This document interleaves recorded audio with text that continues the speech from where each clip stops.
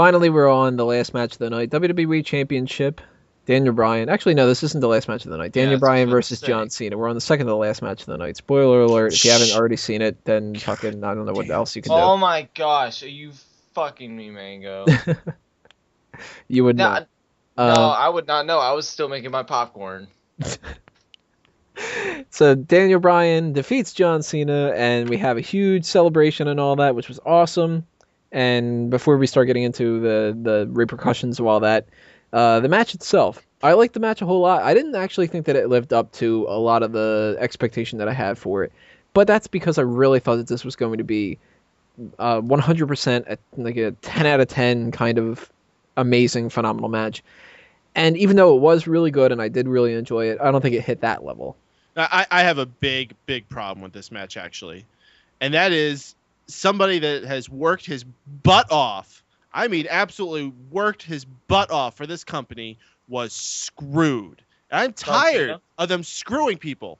John Cena. John Cena was screwed. There you go. Because he was pinned after a knee to the head. That's what it takes to beat your biggest guy. Can't believe WWE is just shitting all over their stars like this constantly. It's ridiculous. Are you being sarcastic? No. Are you serious? But top faces don't tap out. That's cool, man. Look at this match a 10 out of 10. Do you know that's Bryan's Like, new finisher? Do you know that? Did he you tell know you that? Did Daniel Bryan say, "Hey, Burhead, it's been a while. By the way, the Super knee's my kick. new finisher." Yes. I think it's gonna be the super kick actually. I don't think that he has a new finisher. They just didn't want John Cena to tap out. So they needed to figure out a way to do it. He doesn't have any other kind of pinfall finisher thing, so they just went with, fucking kick to the head, fine. You Like, could do a flying headbutt. I don't know. I think having charge up kick. having a kick to the head seems to make a little bit more sense than the flying headbutt. 'Cause with the kick to the head, it can kind of they do this kind of idea with like enziguris and stuff where it's like, oh, he get that kick to the head and now he's stunned, and I don't know if he'll kick out of that one. Flying headbutt's a little bit weird. Like, And on top of that, it's the elephant in the room. We got to give John Cena credit for wrestling with the injury he had too. Mm-hmm. Like, that was probably at least maybe, I don't know if it was a hindrance on his performance, but I don't know how much it would have been affecting him in the actual match. The one spot that I'll remember from this, and it's because I was when John Cena looked like he was trying to keep Bryan in like a Boston crab or whatever the hell he was trying to do from the middle rope, and jumped off the top rope and almost landed Bryan completely on his neck. Oh, jeez. That was awkward, wasn't it? Yeah, I was like, oh my goodness, and he just spike his head to break his neck. Oh my god! And then luckily there was nothing bad that came of that, but that was a scary moment. Almost 2 injuries in one match. I thought that it was a good match, like I said, and I'm glad that Daniel Bryan looked strong throughout the whole match. It wasn't that typical crap where somebody just gets a quick roll up at the end and they beat John Cena. Like, what would have happened if Triple H were in the match, because that's how Triple H matches go. Triple H beats the crap out of you, and then you get a quick roll up, and then it's like, oh, he put him over because he wins. Bullshit. John Cena actually did, to an extent, put Daniel Bryan over here. He won clean. Now, 100%. Yeah, it's a little bit muddled with the whole I'm wrestling not 100% thing, but that's legit. So it's not like they introduced this angle just for the sake of that. So I'll give him a little bit of leeway on that one. And on top of that, it wasn't a flying knee to the elbow that he took. Or arrow to the knee. He took it to the head. Yeah. So, I'll give credit where credit's due. They did avoid some of the pitfalls that I thought that they could have fallen into. But it's a little weak in certain areas, and as we mentioned, the kick to the head is kind of a weak thing. Daniel Bryan should have really been setting up some kind of a pinfall finisher months ago. I mean, they didn't plan this ahead months ago, of course, but you really should have a pinfall finisher. Something else that I thought was really cool from this match, we recently reviewed Daniel Bryan and John Cena's match from Velocity all the way back in 2003 on Keeping Kayfabe a few episodes. Matter of fact, Mr. Burhan here took control of that episode. And if you go back and you watch that match and you watch this match, the first 2 minutes or so, there is actually a complete carbon copy of the moves they did in that match, specifically when they were on the ground and Daniel Bryan had his knees propped up and John Cena like lifted on top of him and like rested on top of his knees, that really awkward thing that you'd never see in any other match. That came from that previous match, as well as a number of other moves they were doing. I couldn't tell you exactly at what point they cut off. They may have even done the whole thing. I didn't pay that close of attention, but they definitely pulled a lot of that out of that match. They did. They did the knee to the sternum while Bryan was in crab position, and I love that. That was sort of paying huge homage to their previous match. They also did the clothesline that Cena did that flipped Bryan over. That was nice.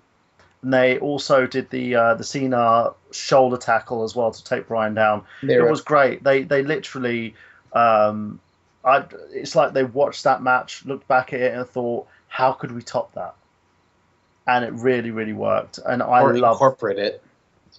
They did. They really worked it into their match. And you know what? For all those people out there who keep going on to John Cena's 5 moves of doom and all that lot, you need to sit down and think and rewatch that match on Velocity and watch this match again. And it proves to you that Cena can wrestle, and that he put on quite a show with Daniel Bryan. And I say, here to Cena. Well done. Great match. And again, with the Punk versus Lesnar, this was easily match of the night. And I would go with Punk Lesnar being a better match. Well, that's just like your opinion, man. Exactly. I don't know. I think I was more emotionally invested in this one, so it kind of gets like barely the edge on the Punk Lesnar match as far as the one that I enjoyed the most. But it's only based on the investment, really. But yeah, there's a lot of good stuff. As I said, I didn't know if I was going to be the only one to notice that they touched upon a lot of the velocity spots during the course of the match. I thought it was a really cool little roll call thing that they did. I like Bryan using, I know it's been like since Rey Mysterio did it a couple of years ago, but Bryan using John Cena's own submission maneuver against him is always a fun thing to see. The thing is as well, people don't understand that this match was a passing of the torch. Cena was passing the torch of being that big company guy to Bryan. And as long, and I'm going to be, I know a lot of people are very skeptical about this, but as long as they keep pushing Bryan, he could easily be at the same level as Cena. He's got 4 to 6 months to prove that he can be that guy, and so far so good. And you know what? Kudos to Cena by actually passing it to Bryan clean. And he also did a job on Raw where he literally talked to the mic, introduced Bryan, and handed it over to him. And guess what? Brilliant. And guess what happened? He then would go and pass the torch to Randy Orton. Yeah, it was an absolute supremely feel-good moment. I mean, after he got the title, John Cena gave him the pat on the back, fireworks went off, confetti fell from the ceiling, and then they just shat all over it as if it was someone else's locker room bag. Yeah. Out comes Randy Orton. Randy Orton cashes in, Triple H does the whole swerve, gives a pedigree to Daniel Bryan, and then what felt like 10 minutes later, Randy Orton pins him. And there was a lot of criticism, if you believe the dirt sheets, that backstage they were complaining, saying they shouldn't have done this, that they should have just gone with Daniel Bryan as a champion, and that they didn't need to do any kind of a chase feud afterward because he already hit that level that they want. And I agree with that. I don't think that this was necessary. At the same time, I agree with the other point of view, which is if you don't have a rematch between John Cena and Daniel Bryan coming up at Night of Champions, who the fuck do you put up against Daniel Bryan? Well, and on top of that, who would have do you think it would have worked? Let's say John Cena wasn't hurt. Do you think there was any babyface on the roster that could have got Randy Orton and Triple H's turns as over successfully in 24 hours as Daniel Bryan was able to achieve? By them just like screwing him out of the championship right there? No, I don't. Maybe CM Punk. Yeah, but at this point, CM Punk does not have the kind of support. Yeah, so you got to think of it from that perspective too. That with 2 massive heel turns, you need a pretty strong babyface that the fans are behind to get that. Who were fan favorites to be believable villains. I think that was part of their thinking process too. But I agree that he's at a level where he could have held the championship for like maybe at least a month before getting screwed out of it. But is that too too long to wait before turning everybody else. The problem that I have with this is the same problem that I had when Dolph Ziggler dropped the title. And everybody's like, well, there's a potential here that can do this really in the great way, and it'll help Ziggler out and all that. And I was like, I think they're going to push him away and all that. And they did it with that. They've done it with many, many, many other people in the past. So I'm really worried that we're going to see that happen with Daniel Bryan again. That we're going to see Daniel Bryan lose to Randy Orton at Night of Champions, maybe lose again at Battleground, or maybe that'll be it. And then we're going to see Daniel Bryan have to fight his way back up to the main event again. Just because WWE does that so often. They'll take somebody that they really want to be at that next level, and they'll do the total opposite. They did it with Ryback. They've done it with Dolph Ziggler. They've even tried to do it to an extent with CM Punk.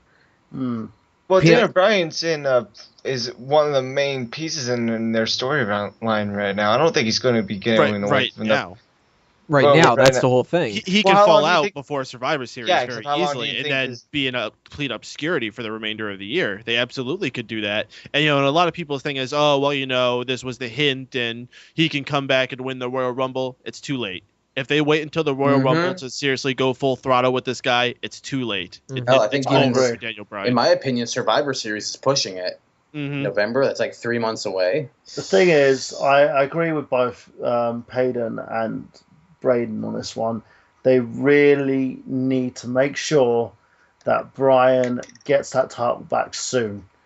If he doesn't, and Orton ends up being the dominant heel, and the year of Snorton happens, it's gonna end up screwing everything up. It won't help Bryan. It won't help the WWE, and it won't help Randy Orton, who by far shouldn't really be holding that championship in the first place. Go ahead, Bert, I'm sorry. The fact that they are choosing him to be the company guy, or the McMahon's version of the company guy, is laughable. Because of the fact we all know Orton's past history. You have to be under a fucking rock to not know Orton's past history. Women's groups know Orton's past history. The WWE knows what this guy's like, and him being chosen as the company guy, I could have actually chosen a number of wrestlers over Orton who would have been that company guy image, the heel that they want to toe the company line and expand this corporation gimmick. If they're smart with it, they'll encompass this corporation with all other titles, all other title holders in this group to make the faction bigger and make the storyline expand and mean something more. If they're stupid with it, Bryan will never get that championship back, and they will kill any momentum that he has or any momentum that this storyline has. He never should have lost it. And one of the big reasons is people remember your first title run. And yes, he's had the World Heavyweight title, whatever. This was his first WWE title win. And this super long career, this super long path that has led him to that moment. And just to have it end so quickly like that, it's bad enough the guy had 18 seconds on his record. Now he has this on his record. And I understand the argument where it had to happen because where else would Daniel Bryan have gone? That's just lazy. You could have found another way to do it. Have Daniel Bryan do what John Cena did. Have him, Brad Maddox, say, hey, we had such good luck with it last time. Daniel, why don't you pick your opponent now? And you could have done so many things with that. You could have debuted someone new from NXT. Like Daniel's like, hey, I've been seeing this guy down there over at the Performance Center. Plug in your Performance Center with that. Right. I want him. Or maybe you could have brought someone new out, like say Antonio Cesaro. You gave me one hell of a match on Raw on my way that got me into SummerSlam. Not to mention we've known each other for a long time. A little wink wink to the Ring of Honor past. Boom, you got Antonio Cesaro up there. It could have been anybody. Right. And I don't want to just be such a cynical person about it, but I don't hate this. I'm just not on board with it very much. And I completely agree with you with that. In that situation too, having Daniel Bryan do that puts somebody over to that level where they go, wait a minute, they're going to go with, not necessarily like they have to go with Antonio Cesaro, but if they would have went with him, that would have instantly catapulted Antonio Cesaro so much further on the roster than he ever is going to get with his tag team with Jack Swagger. Because of the fact that it would have been like, why did they pick him? They must really be supported behind him. And then, the dirt sheets run the crap where it's like, oh, it turns out that he's been in a push for a month and that kind of crap. The problem that I have with this, though, and we've touched upon this a little bit, there's I don't think that there's any way that they can salvage this. They seem to have this idea that what they're going to do is they're going to build up Daniel Bryan as the underdog again, which is kind of pointless. And then he's going to get that vengeance, he's going to get that title run, and everybody's going to be happy. And there is the potential that they could do it. It's not, completely out of the realm of possibility. The problem is, you beat John Cena clean. How are you the underdog? Well, the problem that I see happening with the underdog thing is he proved that he is not the underdog, and he won. So you can't do the underdog thing after that. Plus, there's no person that you can have him face to prove whether or not he's the underdog other than the top of the company. And beating somebody who cashed in on him when he had already wrestled a match and he got attacked from the referee and all that is not the equivalent of it. That's just somebody getting the championship that they deserved by beating somebody who half-assed beat them. And where do they end up doing it? Do they have it at Night of Champions and this Randy Orton title reign is pointless and they hot-shotted it to in between Daniel Bryan and Randy Orton for no reason? Or do they have it at Survivor Series and they drag this on to the point where nobody wants to see it anymore? No matter what you do, there's not going to be as much steam going behind it. And what I say to the people that think that he can win the Royal Rumble and all that, that would have worked well if this would have happened at Survivor Series, not at SummerSlam. You know what this is? I'm sorry, finish up, Tony. If you have somebody half a year in advance do something that depends on them still gaining back the championship, and people have fallen into this rut so many times in the past. When people try to book WrestleMania ahead of time, it depends on what time they're currently in. And a lot of people, like right now, if you were to say, what are they going to have for WrestleMania? They're not going to think that things are going to change in the next few months. And they always do. They're going to go, well, why don't we have Randy Orton against Daniel Bryan at WrestleMania and CM Punk against Brock Lesnar? And it's like, you can't do that because that just happened in SummerSlam. They still have months that they have to plan around. One of the big 4 pay-per-views at the end of the year, another one in Royal Rumble. They got to do Elimination Chamber. So I don't necessarily think that what we're going to have here is any steam whatsoever for Daniel Bryan to win the Royal Rumble and go on and win the championship, because who the hell is he going to face? And it's not going to matter. And then you know what? They're going to get into that same thing that they've done in the past. They did it with Dolph Ziggler and all that, where they go, you know what? It just seems like you don't have really that many people behind you like you thought that you did. And I guess we'll just kind of push you down a little bit. And you can prove that you can get back to here again. But in the meantime, we're just going to kind of give you some upper mid-card feuds. They just blew it. This just popped into my head. And I've had thoughts about it before, but I'm just remembering it now. The perfect way that I think they could have done this would be to emulate someone that Bryan is often compared to. And as a matter of fact, he was trained by him. Shawn Michaels. The first Shawn Michaels WWF title win, once again, was portrayed as this big, long, huge journey all the way to that level. Shawn Michaels won that title in a same passing the torch scenario. In fact, I believe there was a point where we thought that the match between John Cena and Daniel Bryan might have been an Iron Man match. So it would have been even more comparable. But then immediately after he won that title from Bret Hart at WrestleMania 12, Shawn Michaels just spent the next number of months defending that title against anybody and everybody. He didn't just feud with some person for the same person for a number of months. 1 month he's facing Diesel, then he's facing Bulldog, then he's facing Mankind, then he's facing Vader, then he's facing Goldust, then he's facing Sid. He was just going around having these awesome kick-ass matches with person-to-person, being a fighting, defending champion. That's how they could have done this with Daniel Bryan. And now they can't do that. You can't just jump into that next. Like, you had to go there from the start. This is a big mark against Money in the Bank, is what it is. Money in the Bank is just showing itself as being a burden now more than it is being a help. Because Damian Sandow and Cody Rhodes, we were saying before, Sandow doesn't even deserve this thing, and it's going to be just a complete waste of time being on someone like him. And Orton, this has hindered everything. Triple H and Randy Orton are the last people who needed extra shine put on them for any reason, especially at the expense of someone like Daniel Bryan. And I think that we're in a situation here, too, where, and this is another thing that's happened in the past, and it bothers the crap out of me. Everybody who does this criticism against Triple H, it's like, oh, you always run her down Triple H. But he continues to do the same shit. Triple H finds a way. If something is really popular, he always ends up being involved. whether it's the CM Punk and Kevin Nash situation, which did we get the match between the two of those? No. We ended up getting Triple H against Kevin Nash. We had the situation with John Laurinaitis and all that. And who are two of the people that got involved into that? John Cena and Triple H. Not to the extent Triple H as much as John Cena did, but it's kind of by proxy. They give it to somebody like a John Cena. They get this idea where if somebody who is lower on the card than they perceive as like one of the main people, and they find a way to get up higher, they tend to switch it over and try to give that momentum to somebody else. Zack Ryder had a lot of good things going for him. He was really popular at the time he won the United States title. What happened after that? Immediately after that, they book him in a thing with John Cena, make him get his ass kicked by Kane just to make John Cena look better. And the story that we heard going into this match was they're not introducing Triple H in here because they feel like they need to. They're doing it because they want to give extra spotlight to Triple H. Why?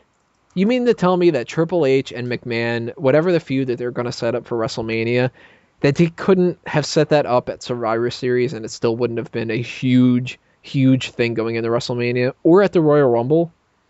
Or that they could have just done it with any other kind of person? They could have done it in the Brock Lesnar match. They could have done it in an episode of Raw. They could have done it at Night of Champions. They could have done it anywhere else.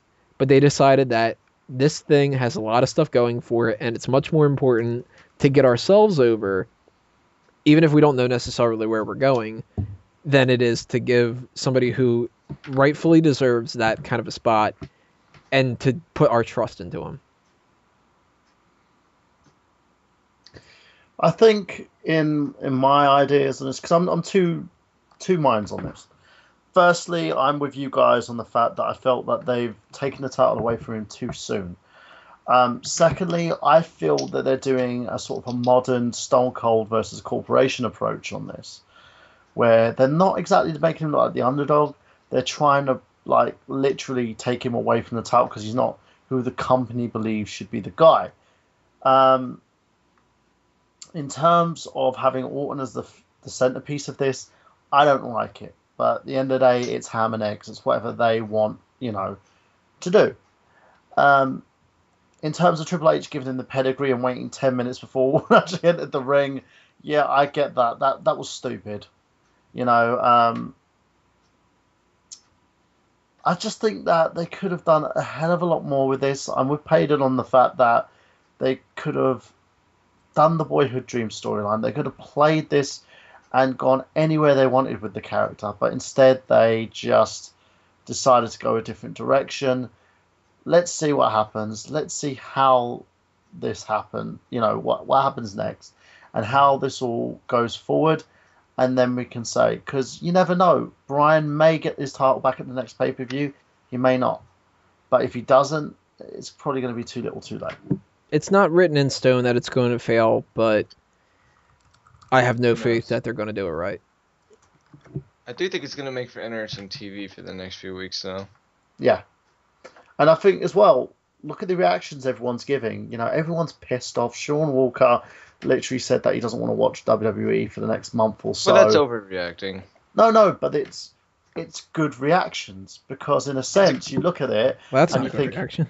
It is a good reaction. He's naturally pissed off. No, but to not want to watch, they want you to. But he'll be back. He'll be back. Yeah, but if that actually did translate to people going, you know what, this is just ridiculous. This has happened too many times. I don't feel like watching it anymore. No, it means he's so overwhelmingly invested in it that it's got him so emotionally distressed. He has to go away for a while. And then when he comes back, he's going to be chomping at the bit to see Randy Orton get his ass kicked by Daniel Bryan. Yeah. And that's the thing. That's the thing you got to look at. Right? With wrestling fans, everyone's sitting there complaining that the WWE is a snore fest or that they're not doing it properly or they're not booking people right. Now everyone's pissed off and rolled up because Daniel Bryan is not the WWE Champion. That he lost his moment, right? That Randy Orton is the centerpiece of the company. Everyone's annoyed. So they're doing the right thing because they've gotten everybody, especially people on this panel, riled up. So in a sense, they take that and say, right, people are angry, people are upset. Now let's use that. See, hopefully, it's the Mankind effect. Hopefully, we will have a good storyline out of this. As Braden said, they could do Mankind versus The Rock kind of thing. They could have an empty arena match between the two, and Bryan recaptures the title. Either way, there's something that's going to come out of this, good or bad. Let's just see how they go. See, my point of view is you can't argue against the fact that this is a big enough storyline that it works for SummerSlam, and that there is potential doing something like this to have people like. It's much better than for them to just have matches that don't matter. I just don't think that they're going to go in the positive direction from here. Like you had said before, right in the middle of what you were just saying right then, if they're booking this going, people are going to get really upset with this, and then they're going to want to stay tuned, and then we'll just have to hope that we make it good. They should already have that planned out. They should know that they are going to make it good. But that's the problem. Now, booking these days is shoot from the hip, aren't they? They change directions willy-nilly. And they need to stop that. Yeah, they need to plan this out, and they need to not pull a trigger on something like this until they know for sure that they're going to pull it off. Just the same as they don't pull up people from NXT anymore unless they have something for them. So I don't think you go for the shock value and then you go from there and you just hope like, because look at TNA. They were like, well, let's go with Chris Sabin. We'll just give him the championship and it'll get people really excited. And then, we'll get it back to Bully Ray and then do what we actually wanted to do. In the end, did that save the company? No, they're no better than they were before. And it just annoyed people that wanted to see Sabin get a championship or wanted Bully Ray to keep it, or, that meant nothing. And unless they really tread lightly and they really have a solid plan for this and they can pull it off too, because what happens if it turns out that Daniel Bryan gets injured or that Randy Orton gets injured or God forbid Randy Orton gets suspended? Then they are fucked and you should not put yourself in that position. So there's potential and I'm curious to see where they go and I'm excited to see where they go. I'm not going to stop watching or anything. I actually want to see what they book for, more so what they book for Battleground than Night of Champions, because come on, it's going to be Daniel Bryan and Randy Orton. But if Randy Orton really wanted heat, what he should have done is after he took the title from Daniel Bryan, he should have laid it on the ring, dropped his trunks, and crapped right on the title, but in a specific pattern that spells out RKO on it. And then he could just leave that on the title over through the rest of this whole ordeal they're doing. Yeah, until Daniel Bryan wins it back and he can wash it off. Yeah, I was looking at the nameplates and he's got like vipers on the nameplates. I would have rather had turds. 2 turds on the nameplate. A coiled up snake does look kind of like a turd. That's a pretty shitty design. But in a sense, as I said, I can see 2 points of view here. I can see the negative point of view, but I choose to view this as a positive at the moment. I don't believe Orton should be in the role of the heel in this situation. He could have been a heel elsewhere. He doesn't deserve the WWE Championship, especially the way he's been acting. And most guys, if they did what Orton did, they would have been fired from the company by now. But I believe a lot of it is him and his lineage and because of his father and everything like that. And also the fact that they felt that they've built him up so much, he still has value. But I don't see him holding that championship for long. I don't. In a sense of Daniel Bryan, they do need to pull the trigger and pull the trigger soon. But I see this as something that's compelling to me. I watched SmackDown specifically to see if they were continuing the storyline on there. They didn't. They continued a bit. Yeah, they continued a bit of bartering between Daniel Bryan and Orton, but they never continued the storyline between him and the McMahons, which I think is a shame. I really believe that they shouldn't just keep this on Raw, that it should be spilled over to SmackDown. But that would require the McMahons to go to SmackDown. You're more likely to see them continue this on Smack Talk than on SmackDown. But it's one of those things where I'm compelled. I can't wait to see Raw this Monday because of this. And I bet every one of you probably sits there thinking, I wonder what's going to happen next. Like I said, it's good TV. I'm very curious. I'm very excited to see where they go. I really want them to succeed. I'm very hesitant to believe it, but I will remain positive enough to go, you know what? These two have had really good matches together in the past, so I'm sure if they don't overbook it and fuck it up in some way, if they just let Daniel Bryan and Randy Orton go out and have a feud together, it'll be a whole lot better. And if they have a plan set and it's not a weird ass plan or whatever, there's a lot of potential here. So, and to circle back and everything, SummerSlam in general, I think a very solid pay-per-view in some ways and disappointment in some other ways. And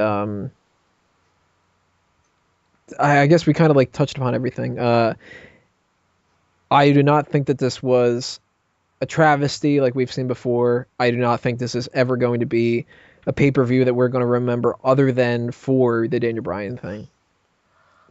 That's really about it. I believe we're going to remember it for CM Punk and Lesnar as well. For me, it's honestly pay-per-view of the year so far.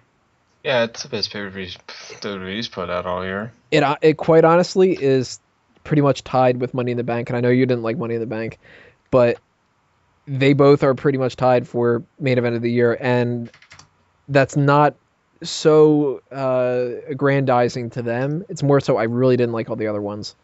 And I like SummerSlam and Money in the Bank enough that they are the two pay-per-views fighting it out for me right now. What was that word you used? Aggrandizing. That's a word? Yeah. Damn, boy, you smart. So yeah, look at that. Increase the power, status, or wealth of. Two great surefire match of the year candidates on one show usually push a show's score up significantly. It just edged out Elimination Chamber for my current pay-per-view of the year as well. So I'd say we all at least enjoyed it to a decent degree. Right. We can bitch and complain, and I'm more than guilty of that.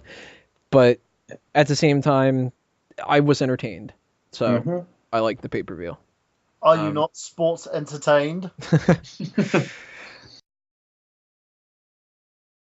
Time to talk a little fantasy league stuff. So Peyton, give us a little overview of what's going on. Well, things certainly got interesting this past Sunday at SummerSlam for our fantasy league. Not only were the points shooting in all different directions and we had a lot of change in rankings, we also had our SummerSlam shakeup this week, and we'll get to that in a second. First off, I'm just going to give everybody a points update. And this is going to be including also SummerSlam, this past Monday's Raw, and tonight's SmackDown event. At first place, we have Chris Jester still soaring in the lead with 605 points. Yay. To put that in perspective, number 2 is currently Tony Mango with 340 points. Damn, I have the wrong image set up here. Third place is Mr. Michael Burhan with 325 points. Yay. Woo-hoo! Fourth place is myself, Mike Payton, with 300 points. Is Braden next? Braden is next. Braden Mayhew is next with 95 points. The amazing thing about that is Braden, who started off into this league late and really had slim pickings when he was drafting his team, has made some really smart investments in talent such as the Big Show and Mark Henry, and has really paid off for him. And he's managed to get himself out of that bottom 2 spot slot that he's been stuck in for a long time. Heck, I was in bottom and negative points for months, actually. When I first got into it. It's surprising I'm almost near 100. I was in like negative 20 for like weeks. It's crazy. But to be fair, Brandon Ligon, who has dropped down to 6th place with 70 points, it's not necessarily, well, it is his fault, but he has Sheamus and Chris Jericho, who are both currently out of action right now, and Damian Sandow and Wade Barrett, who have just been on massive losing streaks, has certainly dragged his team down significantly. And in last place, Miguel Leon with 35 points. With Heath Slater. Yeah, now the results of our SummerSlam shakeup ended up being that with a perfect score, so it's not even worth talking about what anybody else got, a perfect score with his predictions, Tony Mango. Yeah, eat that, Drew. I will mention that Braden was only 1 point behind when we added up the total. So it's such a shame because Braden probably really needed it. But Tony, you have the opportunity to swap any 2 wrestlers from a matching draft level. So who are you going to pick? All right, this was very, very tough. I actually went back and forth up until actually the last segment that we just recorded where I couldn't decide. And the couple things that I had where I was thinking about going, I really put a lot of thought into trading the Uso on Team Leon to Team Jester and giving them either Randy Orton or Alberto Del Rio. I put a lot of thought of giving them John Cena and crippling Team Burhan as potential points, where I would stay in number 2. I put a lot of thought into being a nice guy and giving Team Ligon Chris Jericho trading off to somebody like Darren Young. Or actually, no, that wouldn't technically qualify, right? I couldn't do that because I couldn't switch from anybody else. Never mind. It doesn't matter. I was going to do it anyway. But the two things that I really came down to, though, and I'll tell you the one that I'm not going with first. I was very tempted, but decided not to trade Miz for Roman Reigns. And what I am going to do is I'm going to go with my first gut reaction, getting rid of Christian due to the way that he has been booked as losing his match on SmackDown and not continuing his feud with Del Rio, and trading him over to Team Jester for CM Punk. Why not? What the hell? Go you. They have 2 picks, doesn't he? No, he has one. No, just the one. Just trading the 2 people between. If you want to give me a second one, I'll gladly do it. But No. It's well, there you go. Not very climactic, people. CM Punk traded for Christian. I think that's a smart move. Can't blame me for going with the best in the world. Shrug. The best in the world who just got his ass kicked by Brock Lesnar, and now he's probably going to lose to Curtis Axel, too. That's the spirit. It's better than what Christian's going to end up doing. No, watch. Christian ends up winning the WWE Championship. Of course, he's on Team Chester now. Of course he's going to freaking win the title. Yeah, Tony, what were you thinking? Chester paid me off. No. Oh, okay. All right, so the last bit of business we have then is to run through the order here and see who would like to make some trades. Miguel could not be here this evening, but last I talked to him, he did not have any trades intended to do. Brendan also does not have any intended trades to make. So, Braden, I believe you already made a trade off the air, but let's make it official. Would you like to make a trade this week? I can just say what I basically talked about earlier this week. I think it was just yesterday. I mean, decision. Yeah. I said I'd be subbing out Heath Slater off my team for Darren Young. Smart move. There you go. Braden Mayhew, equal opportunity employer, take on Darren Young onto his team. And Heath Slater, now a man without a band. Aw. He's got the best of both worlds. He's got a gay guy and a black guy at the same time. It's awesome. And he's got Michael Burhan on his team. Exactly. And Rey Mysterio. I'm still more worried about Heath Slater and what his job's going to be. I would rather be Darren Young. He's just a one-man band now. That's how bad I want it. I'd rather take up the backside than, be Rey Mysterio. That just shows you how much I hate Rey Mysterio.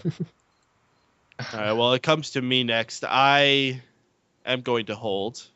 You're not going to... Really? You're not going to? Eric Rowan? You got Tyson Kidd? I'm totally and utterly fine. I'm going to keep my team the way it is. I'm probably never going to trade anybody in my team, so I'm just leaving it at that. All right, Tony? Well, nah, you know what? I'm not going to. All right, well, then that brings us to Chris Chester, who I believe had a sub he wanted to do. He wants to trade out Brock Lesnar for Titus O'Neil. Big deal, Titus O'Neil. Wouldn't that be great if I just swapped out CM Punk for somebody like Heath Slater? So there you go. Both primetime players have been scooped up this week. Is David Arquette available?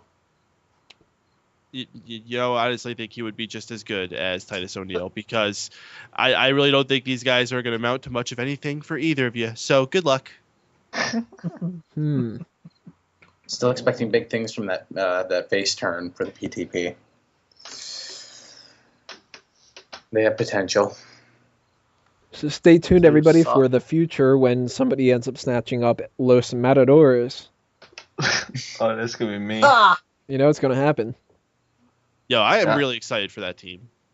I am on board. I laughed at it when I first saw it. I've watched that video a few more times. I've given it a lot of thought. I am so open to this. I cannot wait to see these guys. If they keep high energy, they can get the crowd chanting "Olay" with them at key moments during the matches. They're going to be great. Yeah. Which one do you think is going to be better, Dorito or Tostito? Tostada. Tostada? Tostada. Dostana? Carlos Santana? Santino's going to pop up in the team. All right, so that's it for the Fantasy League for this week. A lot of shakeups going on, literal shakeup, and then a couple trades. And that'll do us in for all the content for this week, and the only thing we have to do left is plugs. Sign Me Up initiative, bring a Smark Out moment sign to any kind of wrestling event, be it WWE, TNA, a backyard wrestling thing, doesn't really matter. Send a video or a picture of it to me, and I will put it up on the next episode of Smack Talk. Bounce House Wrestling. You're going to move along to Drew. Well, also, bring it to any Bounce House Wrestlings. We'll put it up on here as well. But anyways, I'm too tired. If you need bounce houses, you know where to go. So, yeah, I'm too tired to do it now. So I got nothing. So if you need bounce houses, go to 746-525. I don't even know. Actually 746. It's actually 765-212-1521. Or you could go to BigBlastRentals.com where you can see our fine selection of bounce houses. Reinvigorated him. Yeah, that's as far as I'll go. Yeah, that's as far as I go. But you can also go to me and Jester's Bounce House Wrestling Association, the BHWA, which we will start up eventually. Sarcasm implied. But we will be getting wrestling advice from Burhan along the way. So if you,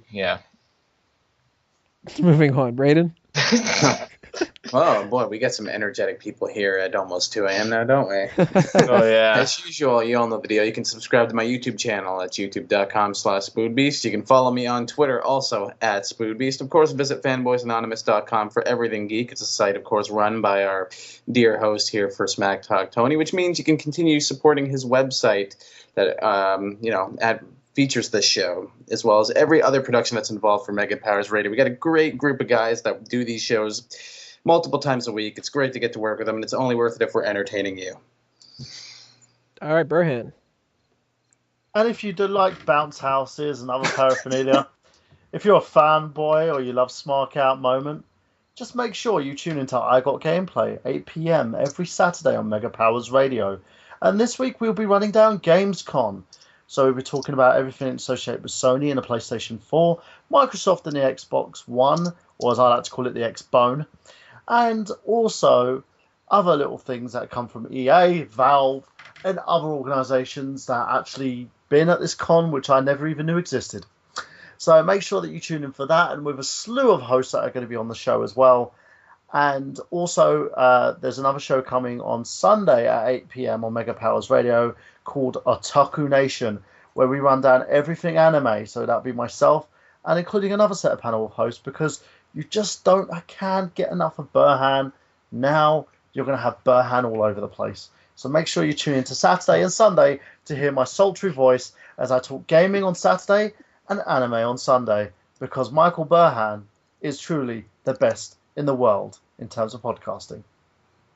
We're going to move on to Peyton here. I got Burhan in my raccoon wounds. Oh, God. Okay. You've heard it mentioned a number of times here. Please keep supporting Mega Powers Radio by going to megapowersradio.com. There you can find links to the Facebook, the Twitter, the YouTube, so you can subscribe and keep up to date with all the shows we have going on, because we have cool content going almost every single night of the week. If you're a wrestling fan, we got our Monday Night Raw post show, which starts immediately following the conclusion of Monday Night Raw. We have Keeping Kayfabe, which is my pet wrestling show, where we look at a match from Wrestling's Patch. Wow, I just totally... You're pulling a me. I pulled this in Kara. We go in depth in a match. Oh, God, for God's sake, just forget it. MegaPowersRadio.com, TVKFave.com. I'm tired. I'm going to bed. Good night, everybody. I love you. We're out of this tonight, aren't we? Just to finish Payton's sentence off, you got Geek Speak, Daceman Show. You have Keeping Kayfabe. You have I Got Gameplay. You have the Otaku Nation. So make sure, guys, you tune into Mega Powers Radio with a diverse load of content and loads of radio, man. If it ain't Mega Powers, then you shouldn't even be listening. And circling back to me, outonlimbs.com for everything with the social commentary side of A Mango Tree. Check out those Bleacher Report articles, a couple ones that I'm going to have coming up this week, which I will let you know in the Bleacher Report card. And fanboysanonymous.com. We are still looking for more writers and more contributors, whether it's an editor or a graphic designer, any of that kind of stuff. You don't necessarily need to contribute writing-wise to the show. Go back and check out the recent podcast that we just did, episode 10 of that show, which operates similar to Smack Talk. What are our favorite superheroes? So if you're interested in that kind of stuff, go ahead and check that out at youtube.com/fanboysanonymous. And that is going to do us in for episode 94. Thank you to everybody on the panel, everybody who's listening. We will see you next time. This has been another Smark Out moment, and we're being counted out. Adios, everyone.